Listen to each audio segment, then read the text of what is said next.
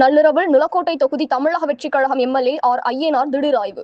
நிலக்கோட்டை தொகுதி தாவேகா MLA R Ayyanar நள்ளிரவில் வத்தலக்குண்டு பேருந்து நிலையம், அரசு மருத்துவமனையில் திடீர் ஆய்வு மேற்கொண்டார். அனுமதி இல்லாத பாரில் பூட்டை உடைத்து சோதனை செய்தார். பெண்கள் பாதுகாப்பு குறித்து கேட்டறிந்தார். திண்டுக்கல் மாவட்டம் நிலக்கோட்டை சட்டப்பேரவை தொகுதி தமிழக வெற்றிக் கழக எம்எல்ஏ ஆர் ஐயனார் இன்று நள்ளிரவில் வத்தலக்குண்டு பெரியகுளம் சாலையில் விரைவில் அகற்றப்பட உள்ள டாஸ்மாக் மதுக்கடை அருகே அனுமதி இல்லாத பாரில் மது விற்பனை நடைபெறுவதாக எழுந்த புகாரை அடுத்து அங்கு சோதனை செய்தார். அப்போது ஷட்டர் பூட்டு போடப்பட்டிருந்த நிலையில் காவல்துறையினர் உதவியுடன் பூட்டை உடைத்து உள்ளே சென்று ஆய்வு மேற்கொண்டார். அப்போது மது விற்பனை செய்து கொண்டிருந்த 2 பேர் எம்எல்ஏ ஆர் ஐயனார் வருவதை தெரிந்து கொண்டு அவர்கள் தப்பி ஓடிவிட்டனர். அதேபோல் வத்தலக்குண்டு பேருந்து நிலையத்திற்குள் இரவு நேரங்களில் பேருந்துகள் வருவதில்லை என கூறப்படுகிறது. அங்கு சென்ற எம்எல்ஏ ஆர் ஐயனார் கழிப்பறைக்குள் சென்று கழிப்பறை வசதி உள்ளதா எனவும், விளக்கு வசதி, பெண்களுக்கு பாதுகாப்பு வசதி உள்ளதா என ஆய்வு செய்தார்.